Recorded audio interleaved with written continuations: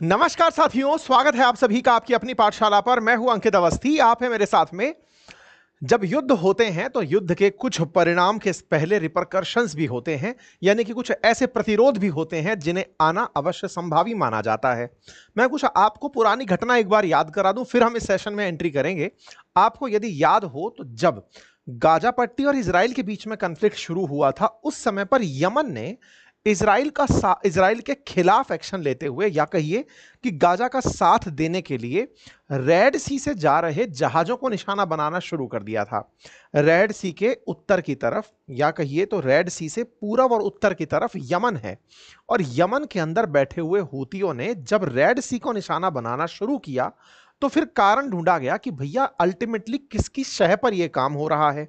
Answer पता चला कि ईरान ने यमन के हूतियों को भड़का दिया कि आप इस रेड सी पर हमला करिए, दुनिया का दबाव इजराइल पर बनने लगेगा और इजराइल गाजा पर हमले करना बंद कर देगा।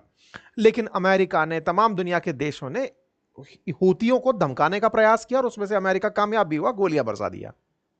एनीवे, अब डायरेक्ट कन्फ्लिक्ट हो गया है इजराइल और ईरान के बीच में। ऐसे में जिस तरह की लोकेशन यमन के पास थी बाबे मंडल को लेकर, ऐसे ही स्ट्रेट ऑफ हॉर्मुज को लेकर के लोकेशन है ईरान के पास। साथियों, ये एक मैप है जिसे आप देखें तो समझ पाएंगे कि ये जो फारस की खाड़ी आपको दिख रही है, इस फारस की खाड़ी के किनारे पर ये जो गेट बना हुआ है जिससे अरब सागर में एंट्री होती है, इसे स्ट्रेट ऑफ हॉर्मुज कहते हैं।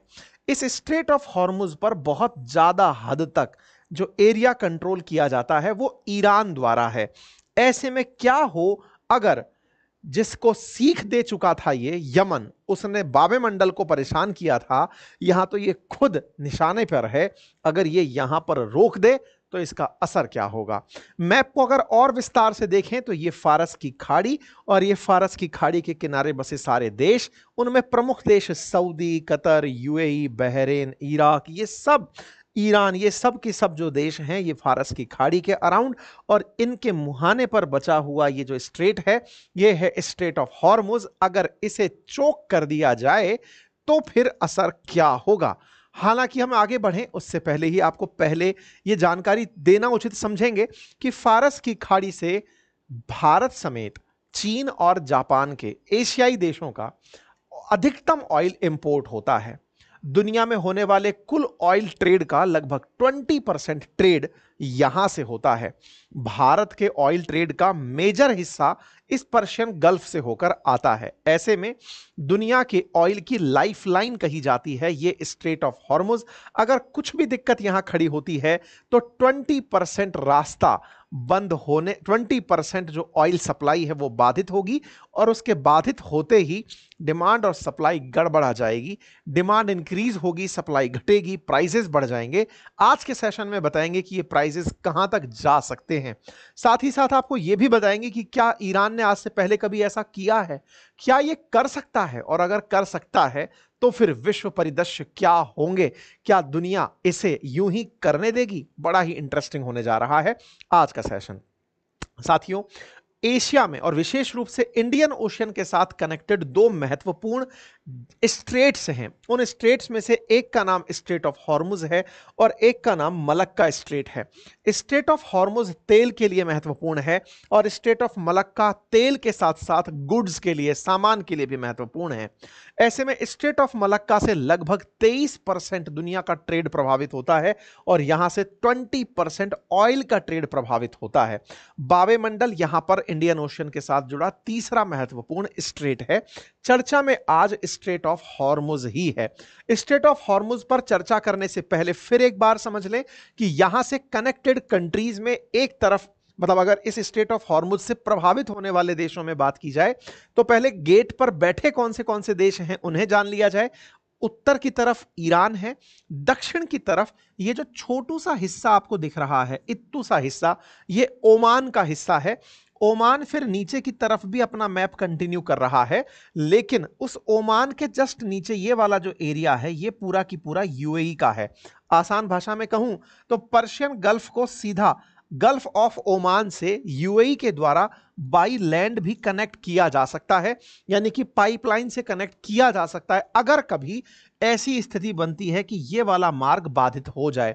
एनीवे, क्यों ऐसी स्थिति आ सकती है? क्योंकि यूएई हो, कतर हो, बहरेन हो, कुवैत हो, इराक हो, सऊदी हो, इन सब का प्रोडक्शन ऑयल और गैस का इसी रूट के माध्यम से होकर के वाया अरेबियन सी या इंडियन ओशन वर्ल्ड में ट्रेवल करता है। ये जो ओमान वाला हिस्सा यहां पर टिप पर बैठा है, उससे भी ऊपर जो ईरान का हिस्सा है, ईरान यहां पर लगभग 7 आइलैंड रखता है। इस रास्ते में इसके पास इतनी जबरदस्त स्ट्रेटेजिक लोकेशंस हैं कि उन आइलैंड से इस रास्ते से गुजरने वाले जहाजों पर इसका पूर्ण नियंत्रण स्थापित होता है। ऐसे में अगर यहां पर चोक पॉइंट बनाकर बैठता है तो बड़ा इंटरेस्टिंग होगा। बाय द वे, मैं पहले ही बता दूं कि यह जगह 33 किलोमीटर के आसपास, 33 किलोमीटर के आसपास चौड़ी है। ऐसे में इस जगह पर नियंत्रण रखना बड़ा मुश्किल टास्क नहीं है। अब सवाल बनता है, आफ्टर ऑल ऐसी चर्चाएं हो क्यों रही हैं? चर्चाएं इसलिए हो रही हैं क्योंकि रेडियो फ्री यूरोप हो या अल जजीरा चर्चाएं यही कर रहे हैं, क्या हो अगर स्ट्रेट ऑफ हॉर्मुज को रोक दिया जाए। चर्चाएं यही चल रही हैं कि ईरान धमकी दे रहा है कि अमेरिका के साथ अब कोई न्यूक्लियर वार्ता नहीं करेगा, साथ ही साथ में वो ऑयल को चोक कर देगा। इसके बीच में ईरान की तरफ से जो मीडिया हाउसेस हैं उनमें लिखा जा रहा है कि ईरान ने थ्रेट किया है कि वो स्ट्रेट ऑफ हॉर्मुज को रोक सकता है इजराइल के साथ कन्फ्लिक्ट होने पर। यही कारण है कि स्ट्रेट ऑफ हॉर्मुज इस समय पर सबसे ज्यादा चर्चित जगह बन चुकी है। अगर ये ब्लॉक होती है तो इसकी वजह से क्या असर पड़ेगा, आज के सेशन में हम और विस्तार से इस विषय पर चर्चा करने वाले हैं। लेकिन इनकी चर्चा हो उससे पहले हम आपको एक एडिशनल जानकारी दे दें अपनी तरफ से कि अगर आप आज के से शुरू होकर अगले 7 दिन तक हमारे अपनी पाठशाला एप्लीकेशन पर साइंस एंड टेक्नोलॉजी की बुक परचेज करते हैं तो प्री बुकिंग में आपको 50% ऑफ के साथ मेरी नई आ रही जनरल साइंस एंड टेक्नोलॉजी की बुक उपलब्ध कराई जा रही है। फिलहाल ये बुक हिंदी में है, आपके घर पर इंक्लूडिंग कुरियर चार्जेस ये 50% ऑफ में आपको घर पर पहुंचाई जा रही है। ये टेक्निकली बहुत ज्यादा इंपॉर्टेंट है उन एग्जामिनेशंस के लिए जिन एग्जामिनेशंस में साइंस के साथ साथ टेक्नोलॉजी भी पूछा जा रहा है। वनडे पर्सपेक्टिव एग्जाम, फिर चाहे रेलवे हो या फिर इसके साथ साथ जो अपने एनडीए, सीडीएस या फिर जो वनडे के एसएससी जैसे एग्जाम हैं, उन सब के लिए बेहतरीन किताब है। इस किताब को पूरी तरह मेरे मार्गदर्शन में टीम ने तैयार किया है। लंबे अरसे बाद हमने ये कोई किताब निकाली है। अगर आप चाहते हैं, पढ़ने वाले विद्यार्थी हैं या फिर अपने पढ़ने वाले जो मित्र हैं, उनको आप ये सजेस्ट कर सकते हैं। साथ ही साथ फादर्स डे का ऑफर जिसमें मैंने आपको अपने स्टॉक मार्केट कोर्स और म्यूचुअल फंड कोर्स पर ऑफ दिया था, अंकित 500 कोड ओपन है, आप जाकर उसे यूज कर सकते हैं। पोर्टफोलियो बिल्डिंग मैनेजमेंट कोर्सेज पर भी आप उनमें से कोई एक कोर्स साथ में ले सकते हैं। आइए साथियों, आगे बढ़ते हुए चलते हैं और समझने का प्रयास करते हैं कि स्ट्रेट ऑफ हॉर्मुज किस तरह से खास है। साथियों, यहां पर डेली ईरान मिलिट्री करके एक ट्विटर हैंडल है। हालांकि यह अपने आप को दिखाता न्यूज चैनल की तरह है, लेकिन ट्विटर इसे कमेंट्री चैनल मानता है। इसने कुछ दिन पहले, यानी कि आज से 2 दिन पहले, एक ट्वीट डाला था और कहा था कि यहां पर मतलब इस ईरान के अंदर पार्लियामेंट्री नेशनल सिक्योरिटी कमीशन के एक मेंबर ने स्ट्रेट ऑफ हॉर्मुज को बंद करने की चर्चा रखी थी। स्ट्रेट ऑफ हॉर्मुज को बंद करने की जब चर्चा रखी, तत्काल प्रभाव से यह सूचना जन जन तक पहुंच गई। पहुंचने के साथ साथ चिंता यह सताने लगी कि कहीं ईरान इसे बंद करके अपने साथ में इराक, कुवैत, सऊदी अरब, बहरेन, कतर, यूएई इनको अपनी दुश्मनी में तो खड़ा नहीं कर लेगा। लेकिन दुश्मनी की जहां तक बात हो तो ईरान इनके साथ में यह भी मैसेज दे सकता है कि हमें सबको सॉलिडरिटी के साथ रहना है। रास्ता अगर हम लोगों ने बंद कर दिया तो ही अमेरिका हमारे सामने झुकेगा, अदरवाइज नहीं। हालांकि इस रास्ते से अमेरिका का ट्रेड प्रभावित नहीं होता है, लेकिन फिर भी अमेरिका दुनिया में प्राइस को कंट्रोल करने के लिए स्ट्रेट ऑफ हॉर्मुज से तेल के व्यापार को निर्बाध रूप से चलाई रखने के लिए अपनी सेना को खड़ा रखता है। क्योंकि अमेरिका ने इन देशों को समझा रखा है, इराक, कुवैत, सऊदी जैसे देशों को यह समझा रखा है कि आप लोगों का तेल बिकेगा तो आपकी इकोनॉमी चलेगी, और आपके तेल को बिकने में अगर कोई बाधा खड़ी कर सकता है तो वो ईरान है। ऐसे में ईरान को अगर हम रोकने दें स्ट्रेट ऑफ हॉर्मुज को, तो आप सबकी इकोनॉमी कोलैप्स कर जाएगी। इसलिए मेरी जिम्मेदारी बनती है कि मैं आप लोगों के व्यापार की सुरक्षा करूं। यही कहते हुए अमेरिका ने इन सभी देशों में लगभग अपने द्वारा बेसेस बनाए हुए हैं, या तो एयर बेस है या नेवल बेस है या आर्मी है, वो इन इन कहीं ना कहीं पॉइंट्स पर उपलब्ध रहती है। खैर, इसके बावजूद भी ऐसा होने के चांस क्यों हैं? इसके पीछे का रीजन है इस स्ट्रेट के अंदर बने हुए 8 बड़े आइलैंड। उन 8 बड़े आइलैंड में से 7 बड़े आइलैंड ईरान के पास हैं। एक बार के लिए आप इस मैप को देखें, यहां से ये सीरी नाम से आपको एक छोटा सा आइलैंड दिख रहा होगा। ये तमाम यहां पर लगे हुए जो छोटे छोटे आइलैंड्स हैं, ये सारे ईरान के आइलैंड हैं। और सीरी तो बिल्कुल मध्य में स्थित सऊदी इसका ईरान का आइलैंड है, जो बिल्कुल मध्य में स्ट्रेट ऑफ हॉर्मुज के स्थित है। 7 बड़े आइलैंड पर ईरान का कंट्रोल होना ही इस जगह को बहुत ज्यादा वनरेबल बना देता है कि ईरान यहां पर यदि डायरेक्ट इंटरफेरेंस ना भी क्रिएट करे तो इनडायरेक्ट यहां पर बाधा खड़ी कर सकता है। अब आप पूछेंगे इनडायरेक्ट बाधा कैसी हो सकती है? देखिए, इस रास्ते से निकलते समय मैसेजेस कम्युनिकेट करने के लिए जीपीएस का बहुत बड़ा कंट्रीब्यूशन होता है। लोकेशन जहाजों को दूर दूर तक केवल पानी दिखता है।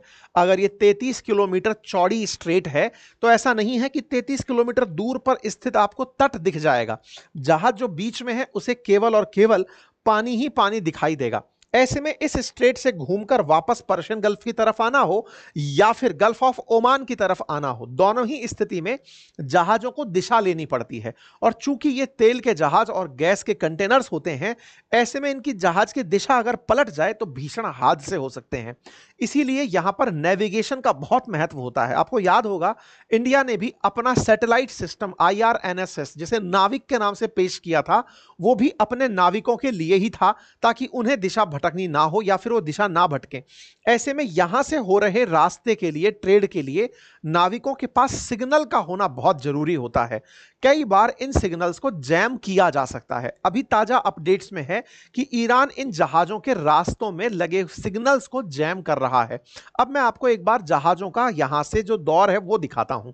ये दुनिया भर के जहाज हैं जो हमने आपके सामने वेसल फाइंडर नाम की वेबसाइट से लिए हैं।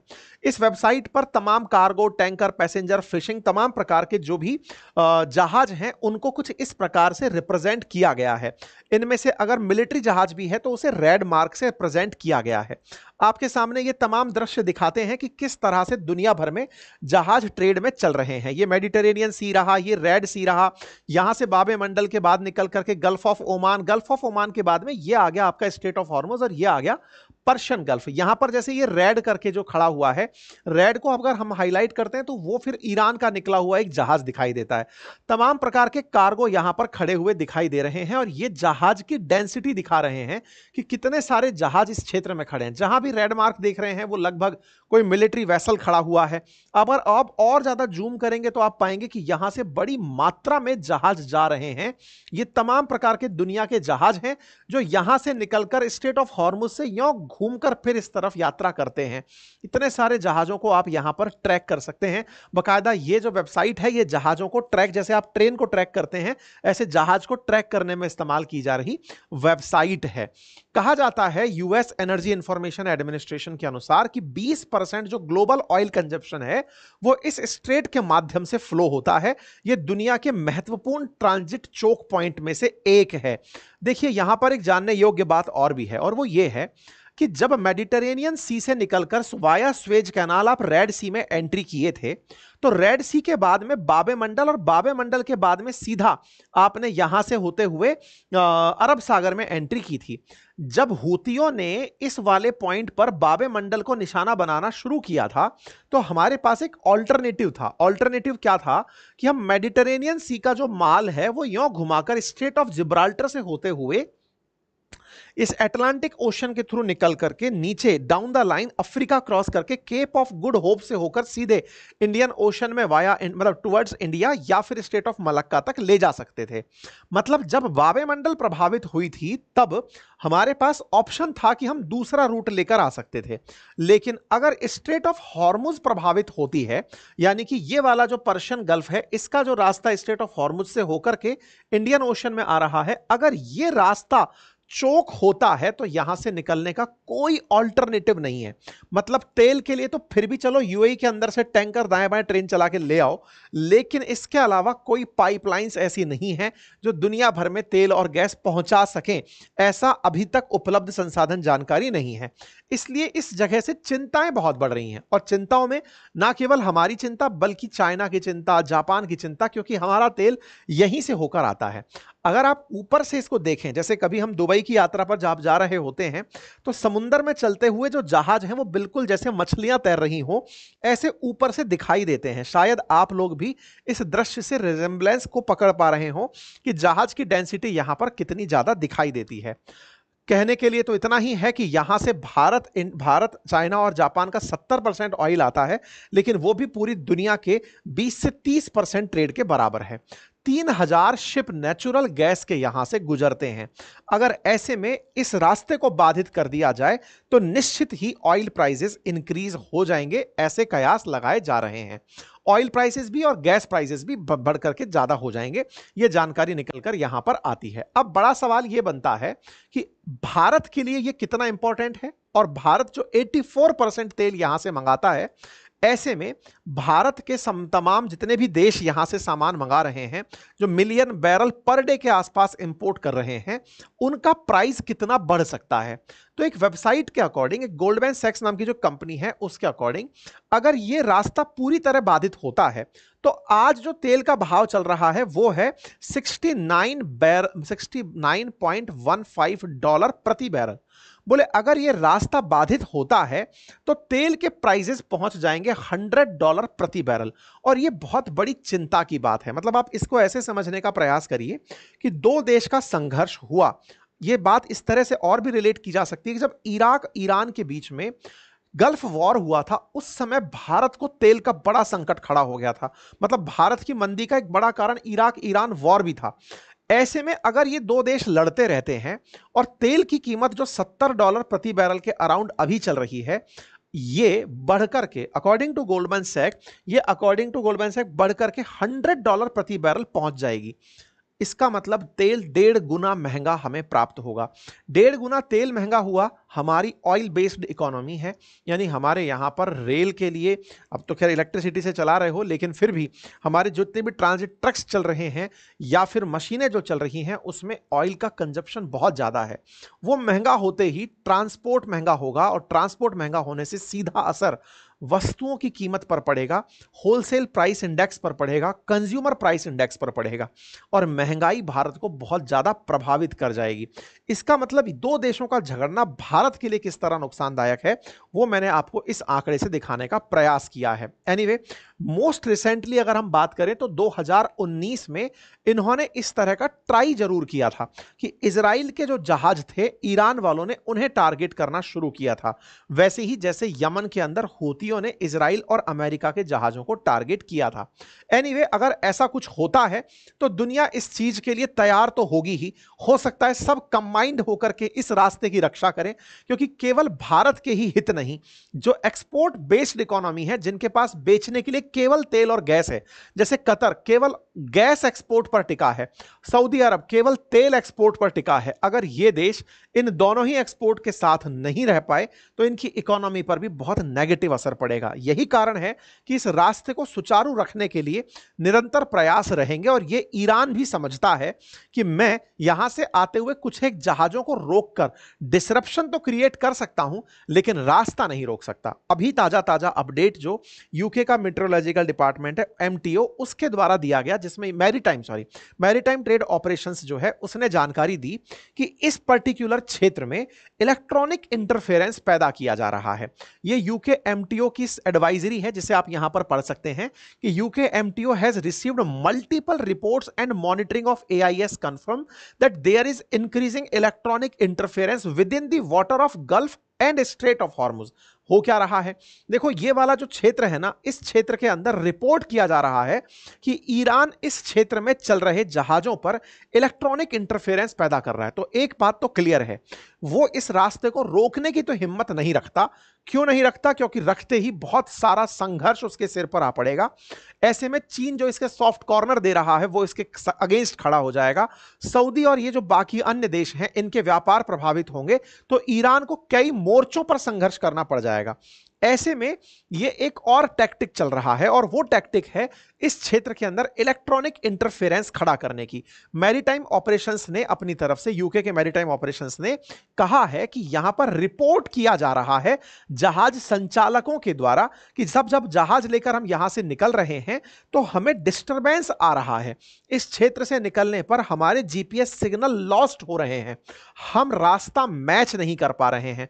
यह एडवाइजरी बाकायदा यूके एमटीओ ने जारी की है। ऐसे में बहुत से जहाजों ने इस वॉर टाइम सिनेरियो में यहां से निकलना तक अवॉइड कर दिया है। आप विचारिए, जिन्हें तेल लेने की जिम्मेदारी है, जहां पर अभी युद्ध शुरू नहीं हुआ है, उस क्षेत्र में जिस तरह के इंटरफेरेंस आ रहे हैं उसे देखते हुए जहाजों ने निकलना रोक दिया है। मतलब व्यापार बाधित होना ऑलरेडी शुरू हो चुका है। यह अपने आप में दर्शाता है कि यह बहुत ज्यादा संवेदनशील है, और ऐसे में शिपिंग डिसरप्शन सर्ज हुआ है स्टेट ऑफ हॉर्मुज के अंदर इजरायली अटैक से। इसके बारे में जानकारी अभी ताजा ताजा न्यूज के अंदर चल रही है। आखिर सवाल, क्या ईरान और इराक कॉन्फ्लिक्ट जब हुआ था 1980 से 1988 के बीच में, उस समय पर भी इस मार्ग को बाधित किया गया था क्या? क्योंकि उस समय भी अमेरिका खड़ा था। आंसर है जी नहीं, उस समय मार्ग को कतई बाधित नहीं किया गया था। ऐसे में इस बार की बाधा होने की संभावना थोड़ी कम ही एक्सपेक्ट की जा रही है, लेकिन फिर भी 900 से अधिक जहाज अगर जीपीएस के सिग्नल खो रहे हैं तो हो सकता है लोग यहां पर रिएक्शन देने आए। लेकिन यहां पर अच्छी बात जो फिलहाल है वो ये है कि अमेरिका इस क्षेत्र को पूरी तरह सुरक्षित करता है।